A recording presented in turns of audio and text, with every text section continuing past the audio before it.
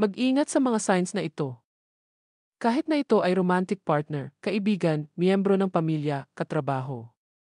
Ang mga taong gumagawa ng ganitong klase ng pag-ugali ay tiyak pilit kang ibagsak. Nakafocus sila sa negatibo. Nakikipagkompetensya sila na maging mas positibo kaysa sa iyo.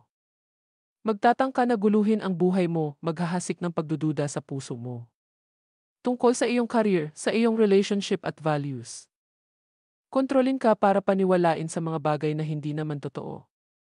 Sisikapin nilang sirain ang iyong paniniwala. Pilit ka nilang pakabahin at ma-insecure. Gusto nila sirain ang reputasyon mo. Pinapahiya ka nila sa hitsura mo.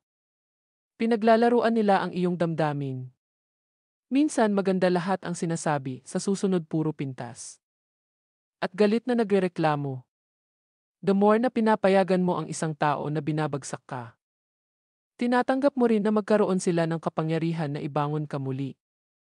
Thank you for watching. Please subscribe.